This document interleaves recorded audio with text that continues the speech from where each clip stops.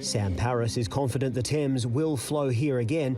In the meantime, he hopes this dry, lifeless riverbed makes people stop and think about the changing climate. It's something very visible, isn't it?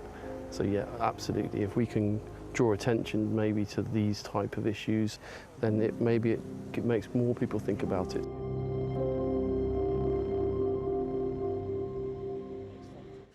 All right, space fans, I've got some bad news for you. NASA's much-vaunted Artemis I launch is off for today after engine problems became impossible to fix within the 2-hour launch window. So it's all being called off. Let's go to Claire Kenyon, our supremely magnificent astrophysicist. And we were both so excited today, Claire, for this big launch, as so many others were, but technical issues have undone things. Oh, it was so thrilling. I was really ready to chat with you and talk about how cool it is. And, you know, when you look at the imagery, it all says we are going. And I think it's like, well, maybe not yet. not today, at least. Not today. So it's such a big project, I guess, you know, not necessarily surprising. Well, I mean, there are so many things that can not necessarily go wrong, but not go to plan. And actually what's happened here is it's got basically 4 sort of engines at the base. So they're those things that you see that are like that. And actually they've all been used on the shuttle and stuff. So they've been around, they've been known for a long time, and they get reused.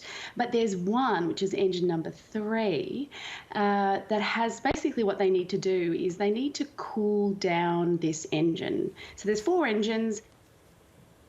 Liquid hydrogen, and they're cooling that down to like minus 200 and something Celsius. It has to be really, really cold. And I don't know if you know much about Florida, but it's not that cold in the air. So they've actually got to do it slowly enough so that the whole thing doesn't just go kaput. And what they have to do is do this thing called a bleed, or otherwise known as an engine chill. And so they try to take all 4 engines down at the same time. But what's happened is that engine number 3 is not really behaving itself, and it's not allowing this bleed to happen in the same sort of rate as the other 3 engines. And it would have been picked up earlier, except when they did their last what they call wet rehearsal in June. That was actually where the line for the hydrogen out, when it does the bleed, that's actually where they found a leak. So unfortunately, they didn't get to the point where they could test it in the last dress rehearsal.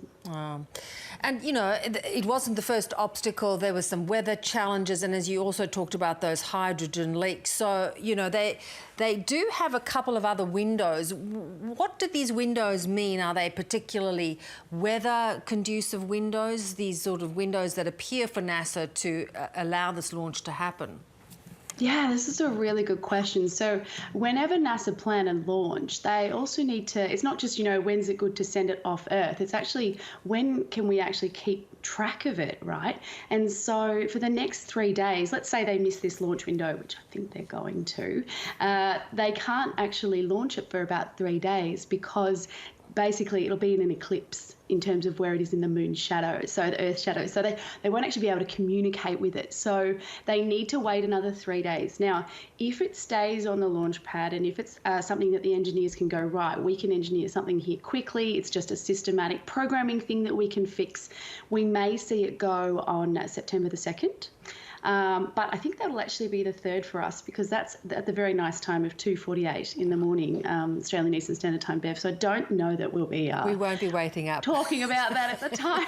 But unfortunately, if it doesn't actually stay on the pad, if it has to go back to the VAB, which is the building, the vehicle building, it's going to be probably the next launch window, which maybe September 19th to October 4, or after that it's October 17th through to the 31st. So it's really a watch this space, but for something that's cost NASA since 2006 of almost $50 billion US, it's probably worth the wait. Absolutely, and absolutely not worth risking. And we know, of course, and we've talked about this before, that this is not manned. This particular mission is not going up with humans, although it is taking up it was a sheep. Dolly, was it Dolly? Dolly the sheep? Oh, it's Shaun the sheep. Shaun. So that's Easter's little representation. You know, I think it's like the the Wallace and Gromit franchise. I think yeah, Shaun the sheep, always hilarious. My dad will love that very much.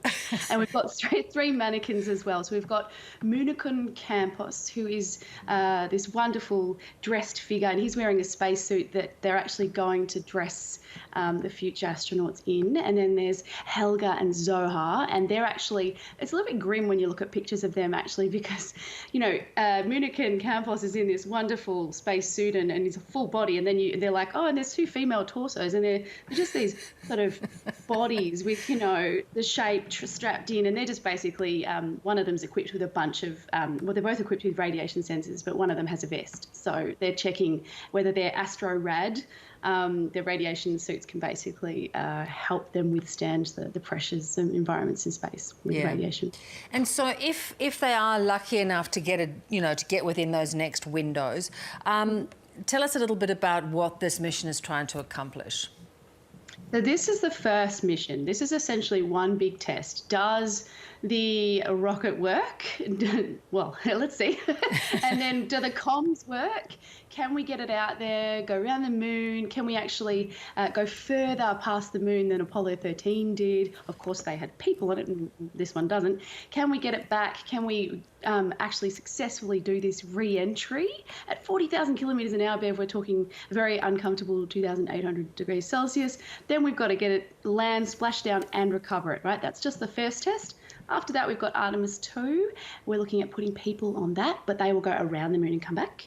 And then after that, we're looking at trying to build this gateway eventually to have that go around the moon, build a base on the moon, and actually have the first woman and person of colour land on the moon, which is absolutely brilliant, and return to the lunar surface, really. Yeah, which is so exciting, and really, you know, starts a different kind of space race than we've had in the past, at a time when, you know, we know the International Space Station is decommissioning, and those sort of international cooperations may not be top of mind for some countries.